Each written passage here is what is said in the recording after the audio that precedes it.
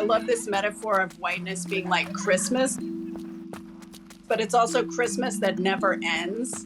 You're just constantly in this like Groundhog Day of Christmas. Psychoanalyst Melanie Suchet, who's South African, talks about that you can never get out of whiteness. I always knew I was white from a very young, like I didn't grow up in color blindness. I grew up in Washington, D.C., which when I was growing up was a majority Black city. My parents were very sincere about wanting to be part of the solution of racism, and we're both involved in the civil rights movement. I think I just grew up with an understanding of myself and my family as being part of the solution, not part of the problem. But I think the thing that's important for the work that I'm doing now is that despite the fact that my family was sort of more conscious of race and racism and not wanting to contribute to that, nonetheless, the patterns of our family in many ways reinforced the larger structure of white supremacy without much thought.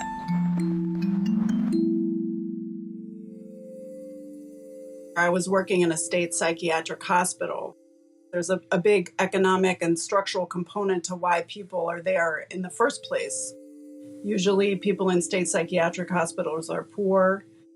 By the time that they get there, they've usually been failed by social systems many times for many decades, whether it's education, housing, incarceration, violent communities, lack of access to healthcare. There are all of these ways that people are traumatized by the social structures that are supposed to be helping, but also that these social structures are sort of actively interfering with people trying to get better on their own.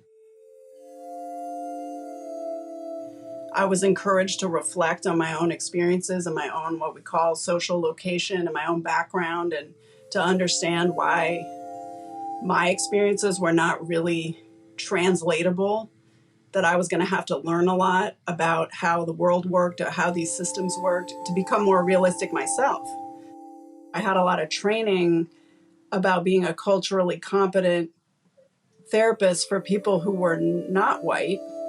But when it came to working with people who were white, there was no such thing as cultural competency. When I transitioned to private practice, it was almost like a switch flipped. I was working with this completely different demographic of people, mostly professional, mostly white collar, and mostly white.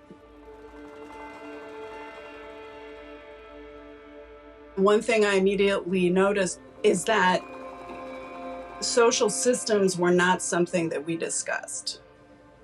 Whatever the situations were that were causing people stress, like relationships, family, work, illness, grief, trauma, none of this in any way was related to the social structure.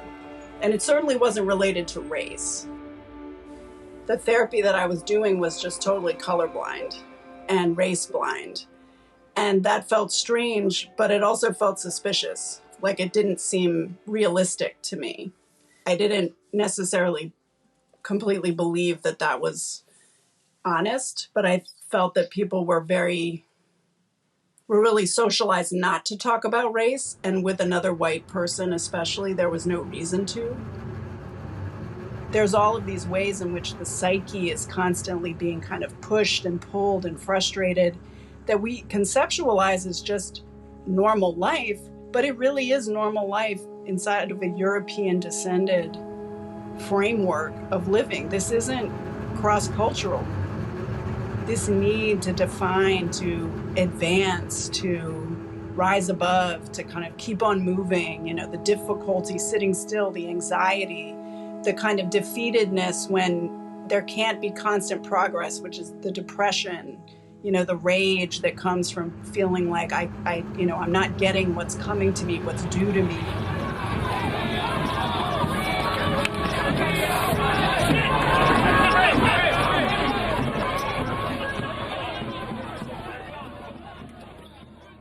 There should be more attention paid in the training of psychotherapists of how they're going to work with race with white clients, as opposed to just maintaining this kind of colorblind therapy that is the norm.